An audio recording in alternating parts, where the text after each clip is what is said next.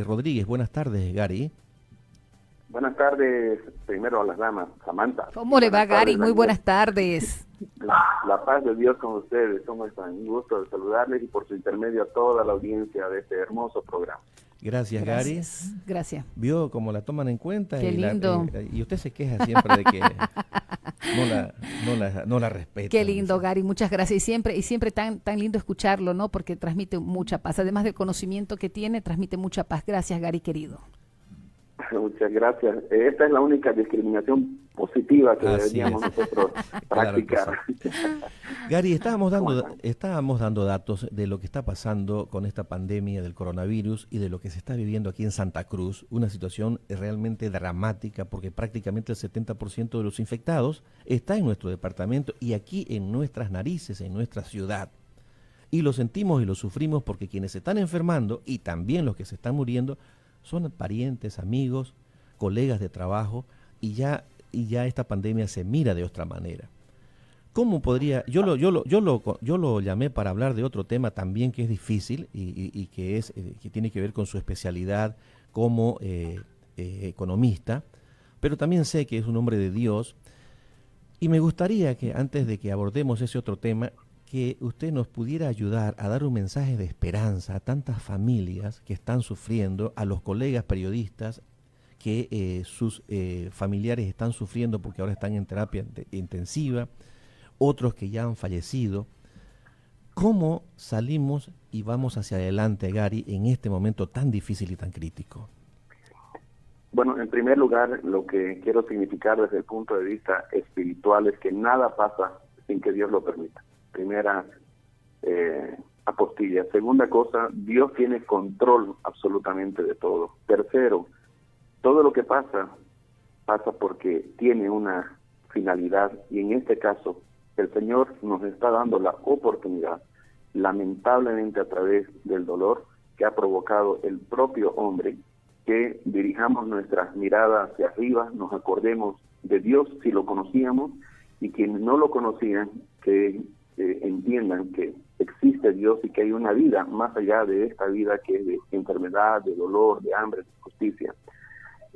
Hay evidentemente un grave problema de salud pública en todo el mundo, increíblemente, pero el país más afectado en todo el mundo es Estados Unidos, el país que tiene la mayor cantidad de muertos, más de 100,000 muertos, más de 1 millón de contagiados.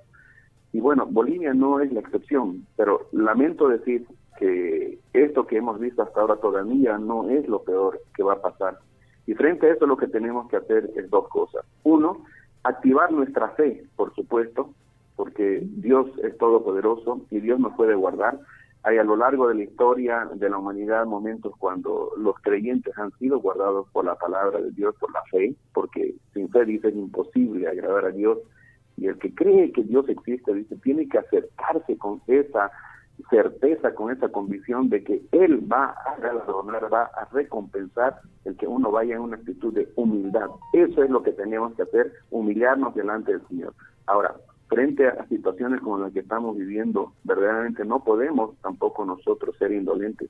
Hay mucha necesidad, no solamente por la propia enfermedad, sino también ahora ya hay necesidades económicas.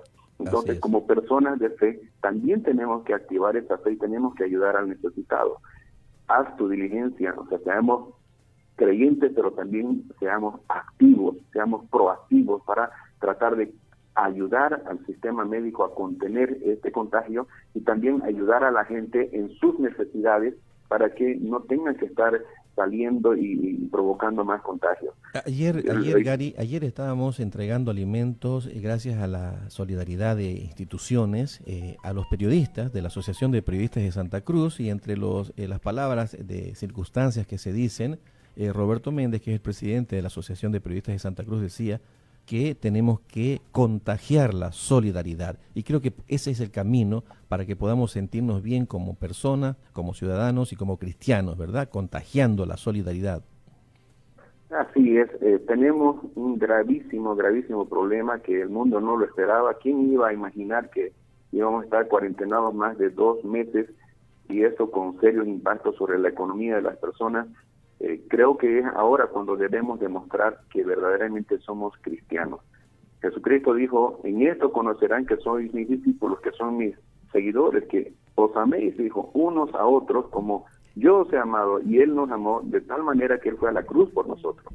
Ahora, Él hablaba de un reino que nos ofrece, que es un reino espiritual. Evidentemente, el cielo le va a esperar a toda aquella persona que confiese su nombre y lo siga como su Señor, como su Salvador. Pero también en esta tierra nosotros estamos llamados a ser solidarios, a dar de lo que podamos y de lo que no podamos, porque el Padre nos amó de tal manera que dio lo mejor que tenía a su Hijo para que nosotros seamos salvos. Entonces es el momento de mostrarnos solidarios y de invocar ese amor de Cristo en nuestras vidas. Así es. Gracias, Gary, por estas palabras. Bueno, y así como estamos sufriendo porque la enfermedad, este virus está pasando hacia los domicilios, hacia nuestras casas, está invadiéndolo todo, también las necesidades económicas están invadiendo los hogares cruceños, los hogares bolivianos, y las proyecciones macroeconómicas de los organismos internacionales no nos dan mucha esperanza, porque leíamos ayer nomás un informe del Banco Mundial que señala que para este año la caída de el Producto Interno Bruto de Bolivia va a ser prácticamente del 6%, ¿no? Y la proyección que tiene para el 2021 es que el crecimiento va a ser muy lento y muy bajo, que no va a superar el 2%. ¿Cómo se puede entender eso o mirarlo con optimismo, Gary? Mira, Daniel, soy economista, pero también soy un hombre de fe. Así es. Como economista, la verdad que esta situación es muy preocupante. Yo diría que extremadamente preocupante. A este grave problema de salud pública se añade ahora un gravísimo, pero gravísimo problema de salud económica. Y lo que vaya a pasar el 2021 va a depender de las decisiones que tomemos hoy. Lo que hoy día estamos viviendo es nada a lo que viene para más adelante. El pronóstico del Banco Mundial, que era de un decrecimiento, de una caída del Producto Interno Bruto para este año en Bolivia del 3,4%, prácticamente se ha ido al 6%. ¿Esto qué significa en números redondos? Que la economía se va a contraer más o menos unos 2.500 millones de dólares. O sea, va a haber esa cantidad menos de dinero circulando acá, pero esos son números fríos. Cuando hay recesión, que la vamos a confirmar la recesión en el mes de agosto o septiembre, con los datos del INE, una recesión se da cuando un país decrece por 2 trimestres consecutivos. La contraparte social de esto, Daniel, es el despido, es la pérdida de empleo, es la caída, la quiebra de las empresas. Y lamentablemente debemos convenir de que las medidas que se han estado tomando desde el gobierno son totalmente paliativas. No se le ha dado absolutamente nada al sector empresarial, sino postergarle sus pagos, tirar para adelante la pelota, pero en algún momento se tienen que pagar los créditos, se tienen que pagar los tributos, etcétera. Entonces, el ajuste va a venir por el lado social. Entonces, si no tomamos buenas decisiones, si hoy día no tomamos las decisiones valientes, inteligentes, y además que le permitan al gobierno de transición, entre comillas, como siempre lo acusan de ser, de tomar unas buenas decisiones, la complicación se va a dar al próximo año. Cuando se habla de que al año podríamos estar creciendo un 2,2%, eso es comparado a este año, que va a ser el peor año desde la época de la UDP. Esa es la situación, y ¿saben qué? A mí casi ya me molesta que no se diga la verdad, que no se diga el estado de situación de la economía. Pero ¿qué se debe hacer, Gary, ahora? ¿Qué deberían hacer, bueno, desde el gobierno nacional? ¿Qué deberían hacer? ¿Qué acciones tomar para frenar esta caída o por lo menos ya apuntalar para lo que se viene para el próximo año o para el próximo semestre? Aquí no solamente es el gobierno el que tiene que tomar la decisión, sino que los ciudadanos, la sociedad civil tiene que apuntalar esas decisiones. Y yo había escrito una columna hablando, o sea, parafraseando lo que nuestro presidente en ICE, el licenciado Pedro Colance, dijo en el año 2019. Daniel, Samantha, antes que sepamos del coronavirus, antes que sepamos que iba a haber esta debate mundial que nos complica a nosotros, en diciembre del 2019, el presidente del ICE lanzó una idea para que haya un gran pacto social productivo y él identificaba 3 actores: gobierno, empresarios y trabajadores. Que los trabajadores no se opongan a los privados, que no estén esperando excesivos incrementos salariales, etcétera, que el gobierno focalice su esfuerzo en el sector empresarial, en el microempresario, en el pequeño, en el mediano, que son la mayoría, pero también en el grande, que mejoren las condiciones para invertir, que la libertad de exportación esté consagrada, que se combata contra el contrabando y que hayan las políticas que se necesitaban, y dentro de ellas el licenciado Colanzi decía 2 grandes políticas, y esto es lo que digo cuando se deben tomar medidas inmediatas: una política de promoción selectiva de exportación y una política de sustitución competitiva de importación. En el primer caso, eso nos puede llevar a que, focalizando acciones en sectores de rápida reacción como es el agrícola, el pecuario, el agroindustrial, el agroexportador, sector forestal, maderero, esos sectores pueden reaccionar muy rápidamente y hay dinero desde el sector empresarial para invertir. Y por otra parte, eso nos llevaría a ganar divisas, a ganar dólares, a generar movimiento económico. Ninguna otra actividad en la economía, en ningún país, tiene tanto efecto multiplicador como la agricultura. La segunda política tenía que ver con sustituir importaciones, y ahí enfocábamos en la producción de biocombustibles, bioetanol para ahorrar en el gasto de gasolina que importamos, biodiesel a partir de soya para ahorrar el dinero que gastamos en comprar diésel fósil desde el exterior. Solamente con esas 2 acciones podríamos estar nosotros inyectando no cientos, miles de millones de dólares a la economía. Y el que se oponga es que no conoce, o el que se oponga es que tiene intereses contrarios a los del país. Ahora, no solamente que deberíamos forjar este gran pacto social por reanimar a la economía, como dijo el licenciado Colanzi, para que haya un punto de inflexión en esta caída que venía desde el año 2015, desde el 2013 crecimos al 6,8%, desde el 2014 que acabó el macro ciclo de precios altos, la economía empezó a crecer menos. Samantha, Daniel, acuérdense, y esto la gente lo tiene que saber. ¿Por qué el país se estaba endeudando más? ¿Por qué había cada vez más déficit fiscal? ¿Por qué entramos en déficit comercial?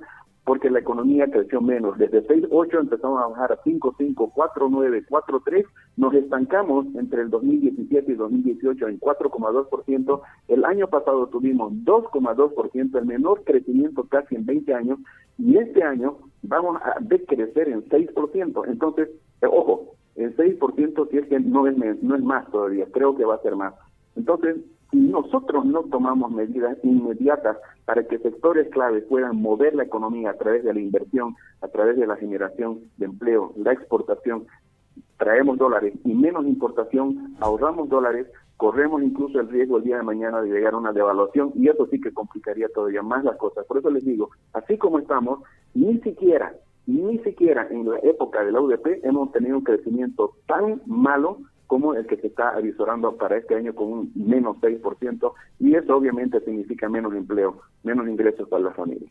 Bueno, realmente el panorama negro que nos espera, y habrá que ajustarse los cinturones, ¿no? Y las amas de casa, las mamás, saben cómo hacer esto en momentos de crisis, pero el panorama es ese, Gary, es crudo, doloroso, y puede asustar a mucha gente, generar ansiedades, pero tampoco hay que mentirle, ¿no? al país, tampoco hay que mentirle a la gente, porque tenemos que prepararnos, porque ha llegado la época de las vacas flacas, ¿no? Así es, pero Daniel, otra vez, a la fe, a la esperanza, hay que imprimirle acción, y la acción son medidas de política pública que las tiene que apoyar el sector laboral, que las tiene que apoyar incluso los partidos políticos. A eso es lo que debemos nosotros aspirar, a un desarme espiritual en este momento, el semejante problema de la pandemia, para que el día de mañana no tengamos un gravísimo problema económico que puede ocasionar tanto o más daño que este propio problema del coronavirus. Entonces uno no entiende, por ejemplo, cómo hay gente indolente que se oponga a que los agricultores puedan utilizar la biotecnología, que puedan tener una mejor tecnología en sus semillas para producir más, en función de qué, no de sus propios intereses, sino ahora del interés del país. ese tipo de situaciones se tienen que superar y ojalá que lo hagamos con la grandeza de pensar en el país y no en intereses bastardos, en intereses mezquinos como los que hemos visto en políticos y también en activistas que, reitero, tienen intereses comerciales, tienen intereses institucionales y hasta intereses políticos. Gracias, Gary, por el comentario y hasta cualquier momento. Gary, buenas tardes. Muchísimas gracias, un gran abrazo y bendiciones para todos. Gracias. Clarísimo, Daniel, ¿no? Así es. Bueno, y esto, Daniel, son dos fenómenos los que van a causa de esto.